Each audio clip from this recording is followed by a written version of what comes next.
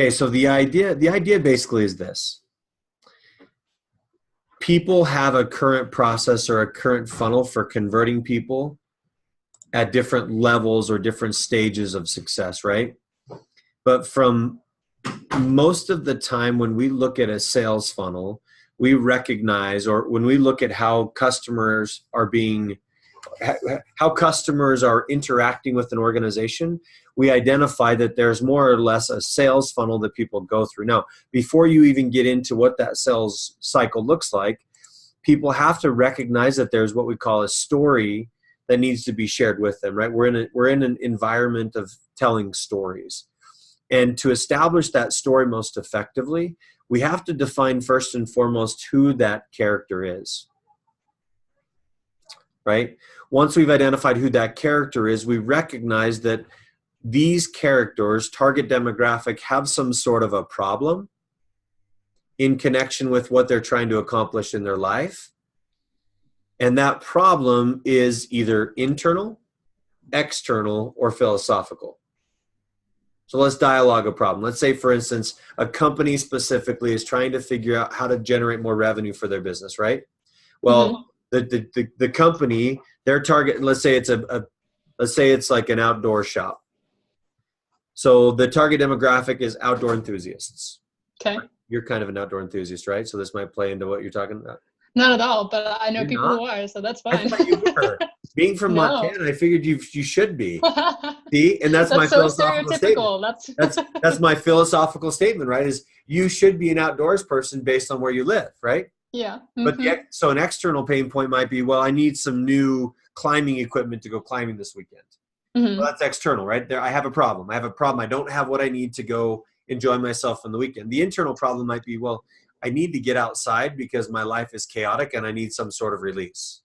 And the philosophical pain point might be having this equipment and being outside should make me feel better.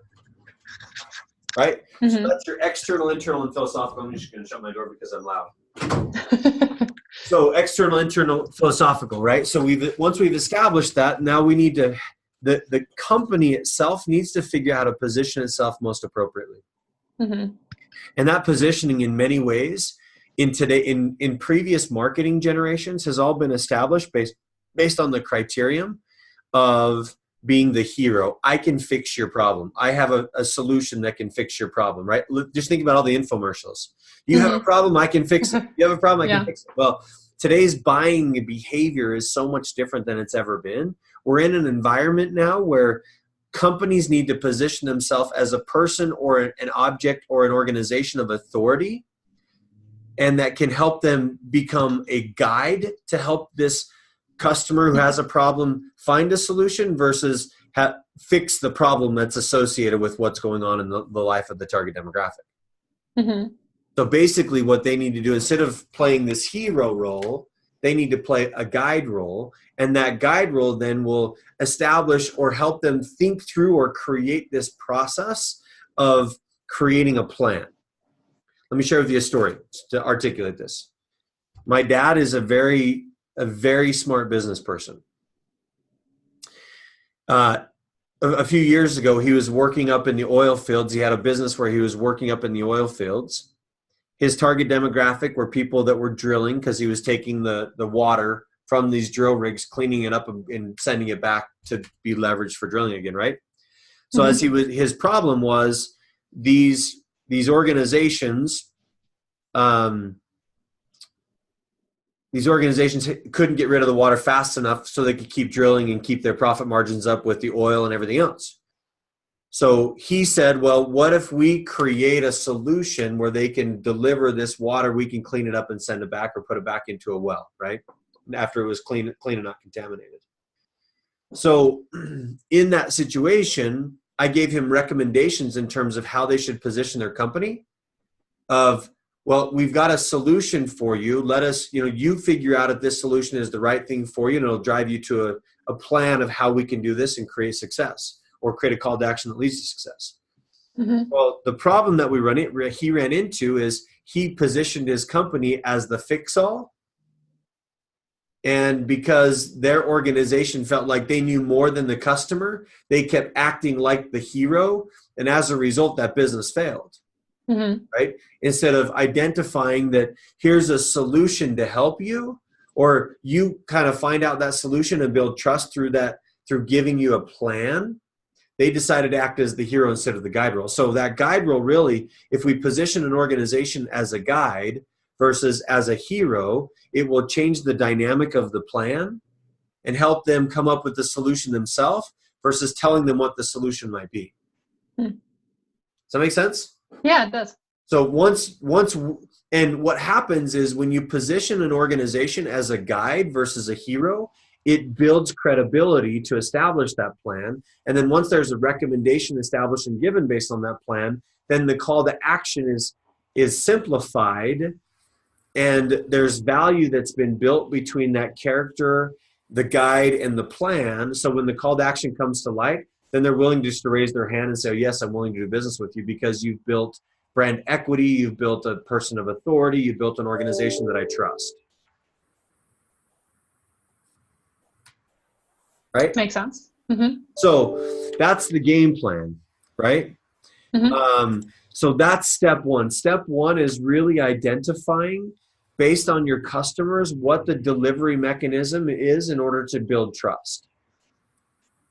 Okay. Well, let me rephrase it. That's step two. Step one is just creating brand awareness, right? Right. So if you go down here, then into our funnel, and I'm totally okay if you want to use these icons. I think they're standalone. Nope, those aren't. But this presentation, I'll share this presentation with you, and you can pull the icons from it if you want to. Yeah, that'd be awesome. So that it will simplify that a little bit more effectively. Yeah. So if we go to the end funnel, right? How we help people achieve success is we help build brand awareness. And in that brand awareness component, we identify the story that can be told to the client. That's step two.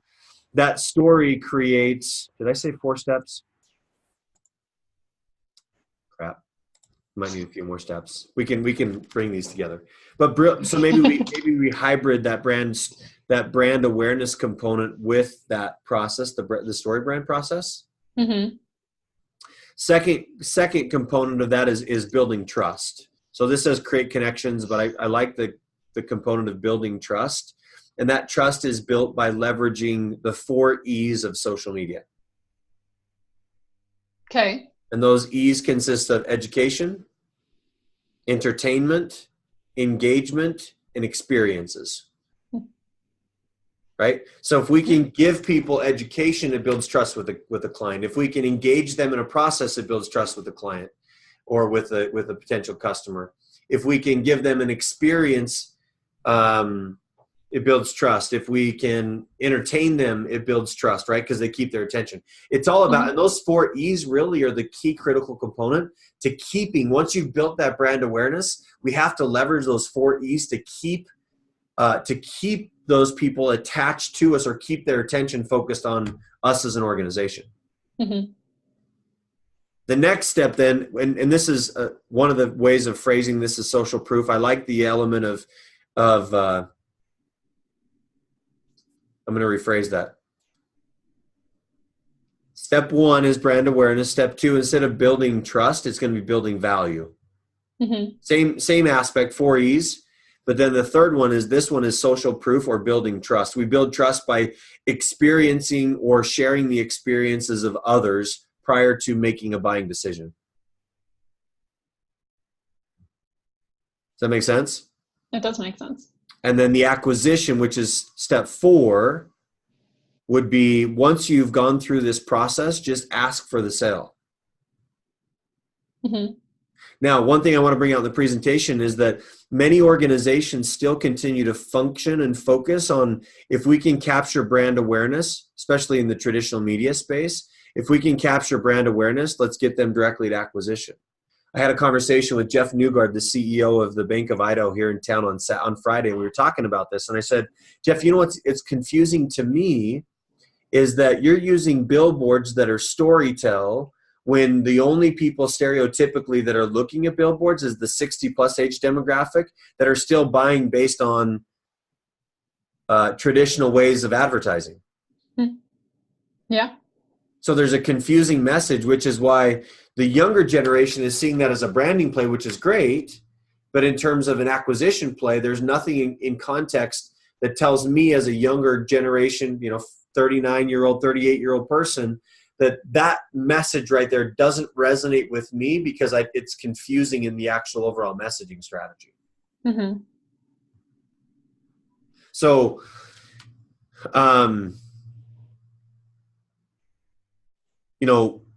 building those components of brand awareness, storytelling, the 4 E's of media, which build value, social proof testimonials, which builds trust, and then finally, asking for the sale, the acquisition would be that 4 steps. So in terms of the overall objective of the 4 simple steps to leveraging the attention of your customers online and grow your business, in my mind, those 4 simple steps are just exactly what we talked about.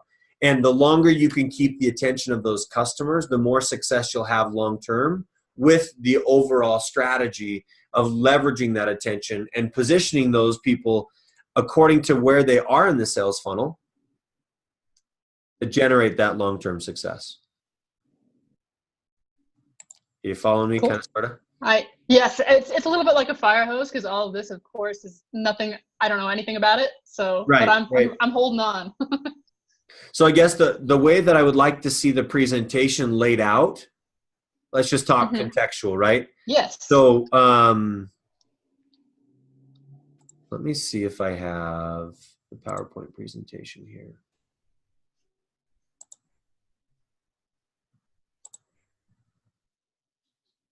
Did I send this one to you? Do you have the PowerPoint? Which one? I don't have a PowerPoint, no. You But you don't? had talked about it. Okay, let me send this.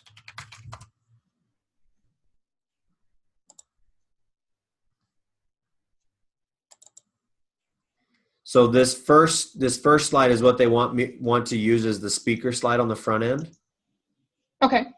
And I'm just going to pull this up and maybe we can walk through some context behind this, and then you can do your thing. You can work your magic. So are you wanting this in a PowerPoint or? Yeah. Okay. I think we'll just pull it into a PowerPoint unless you think there's a better way of presenting it. Well, you're speaking along with it, isn't that right? Yes. Okay, yeah. Then a PowerPoint would probably be the best. Otherwise, timing's going to be funny and yeah.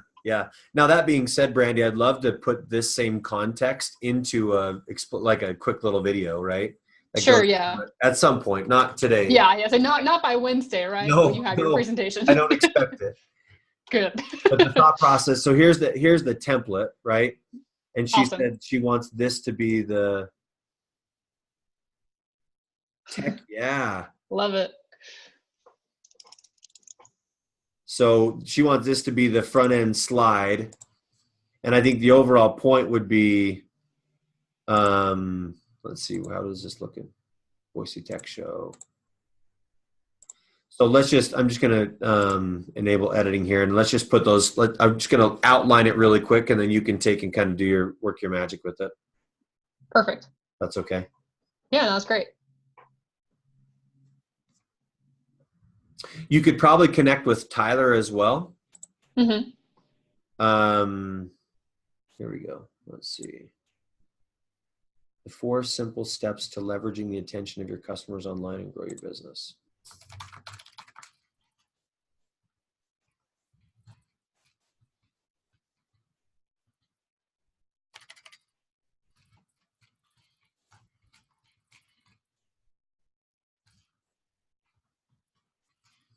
I'm just going to get rid of that word online because I don't think it fits. Mm-hmm.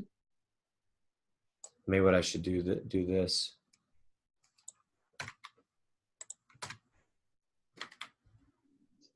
I don't know. I'll let you play with it. Yeah, I'll play with it. Okay. So then here would be step 1.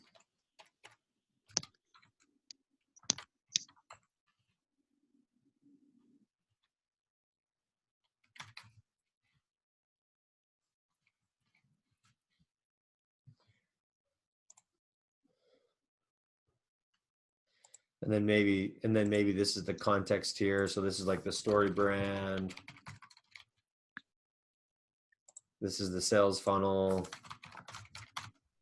And then we basically just replicate these. Sure, throughout the presentation. Duplicate slides. So then this one is step 2, building value.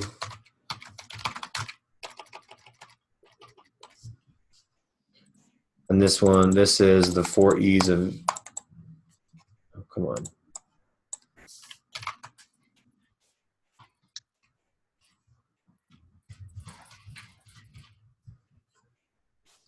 And then maybe we go like this.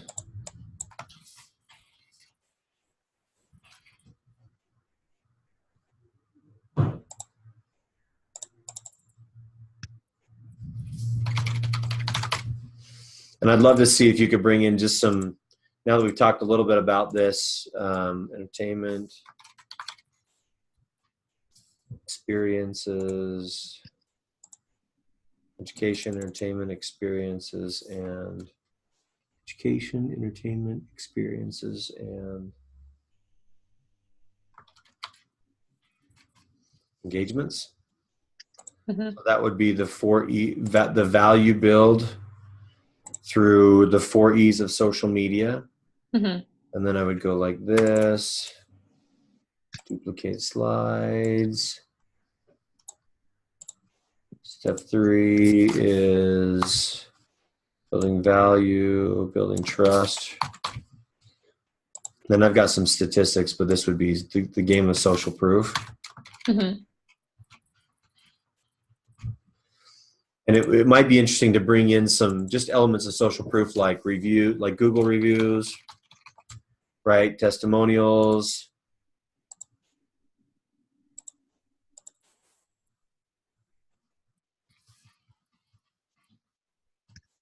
Matter of fact, there's a, I should send you this as well.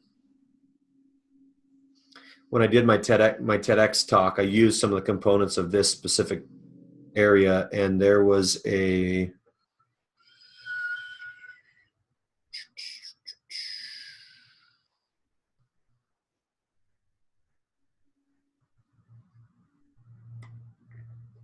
see if I have the link on here. Yep, here it is. I'm going to send you a just some notes from my TEDx talk. Okay. On the bottom of this, there was a study done at Northwest University. They brought out some pretty cool statistics in terms of this social proof component. Mm-hmm. And how it increases the conversion rate of customers by leveraging. I mean, they said it was like from a high ticket purchase, if you experience or show social proof prior to asking for the sale, your conversion rate's like 270% more likely to happen. Mm-hmm. Nuts. And then we'll go this way again. Duplicate slides. And then this step 4 would be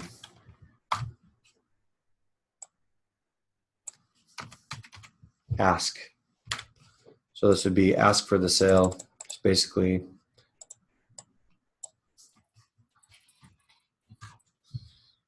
and maybe we put in a couple different ways of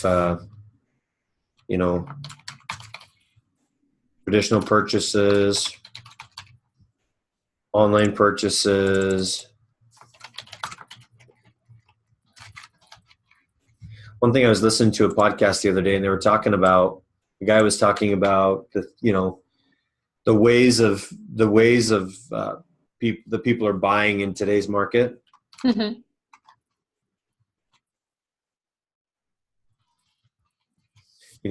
Online, offline, and I can't remember the third. I'll have to go back and look and see if I can pull that up, but it might be interesting just to help them understand that even if you do this, you can capture their attention online, but if you're used to selling out of a retail store, then still sell out of a retail store. And funnels. So traditional, online, and then sales funnels. Like just because you're an online store doesn't mean you need to build a sales funnel to sell your offering. Mm-hmm. Right? Mm-hmm. So then what I would like to do in here, so if we kind of go through this in context, the 4 simple steps, building the brand awareness. And I think what I would like to see, and maybe somewhere in here, there's another slide. And this one, the first slide is like the sales funnel.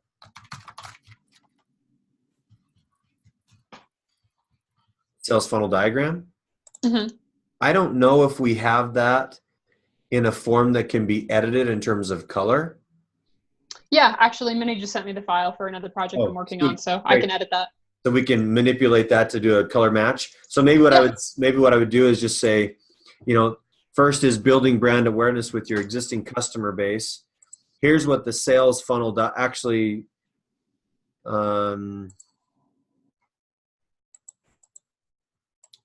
Probably put this here. Duplicate this slide. And then this slide right here could be the story brand process.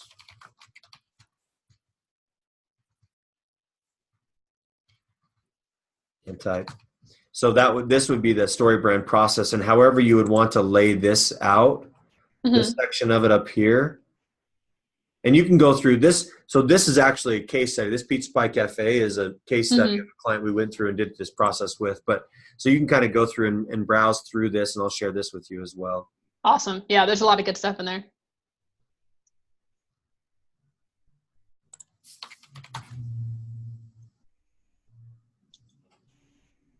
So in terms of what you're wanting this presentation to look like, are you kind of thinking kind of like what that case study is? Like lots of visuals and everything, like to simplify what's being talked about? Yeah. I'm a big fan. I'm a big fan of less is more. Yes. In terms of text, right? I just like some graphics that I could talk about specifically. Yeah. Versus like a ton of, death by PowerPoint of text content, right? Right, where it just says what you're already saying. Yeah, exactly. So if we can keep it simple, so this story brand process might be this, right? And I think Tyler has all these icons as well, but I think they're also broken down inside of here. They have them. I might be able just to take it out of there. So. Yeah, they have it isolated in each one of these as well. But maybe we just go, maybe we go through on this. We go through and talk just briefly about the story brand process, like I explained to you. And maybe you just bring in that diagram inside here. Now that story brand process comes from a book by the name of Building Your Story Brand. So I want to make sure I give credit where credit's due, right? It's not something I created, but it's something that another guy created. And I'd love to make sure that they're where credit is due. Can you put that in the little subtitle thing on that, just so I don't forget?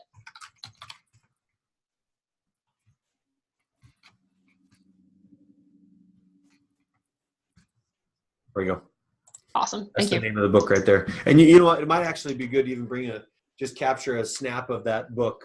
Sure. Yeah. The book, so that we can just show and make sure that there is, he has a podcast called the Story Brand podcast as well, which is really, really good. Cool. So that might be it. So if we go, step 1 is building brand awareness with your clients. Then we could talk about the best way to build the brand is through story, right? Building some story content. And here is what we've seen has been the most successful way of a company identifying really what their story is, going through that process that I went through with you. And then once we've identified that, then we start to build value in terms of the sales funnel diagram. And this is maybe where you can just throw a picture of the sales funnel, right? And just have it. There's a way to like show, building your brand. The way I'm envisioning this, Brandy, is building your brand. You have the actual sales funnel, but the top part of that is like darker. It's like showing the actual content, but you can still see the rest of it in the background. Does that make sense? Could you explain that for me one more time? Yeah. So think about this picture. Maybe I can show it to you this way. So you have the funnel right here, right? Yeah. And you can see how this whole, it's an actual image of the funnel. The thought would be if we could do something where this top section was the full picture, and then this was just like faded out or more transparent. Uh-huh. And then when we Okay, yeah, like it fades away. yeah, then we went into like the second phase of building trust or building value, right? Uh-huh. Then this part would fade away. These parts would fade away. Okay. So each part that you're talking about is Yeah, highlighted in the way. yeah. Does that make sense? Yeah, that makes sense. Yeah, So then this section highlighted on that fourth section. This section highlighted for the actual sales process, and then, you know, we can put in this retention piece in the very back, just so they can see how it all correlates. But I won't have a lot of talking points specifically on that. I'd like to have this presentation done, and I think my time slot is 45 minutes. I'd like to go through this in about 15 to 20 minutes, so that there would be time for question and answers at the end and talk through specific components of it, which is why I want to keep it relatively vague. Yeah. In terms of content. Okay. Okay, makes sense. Marching orders. You got them? I got them. Okay, so I'm going to save this presentation. I'll send it over to you so you have the context of what we already have put together. Presentations. Save. This file. Share this. PowerPoint presentation. Probably should like stop the recording.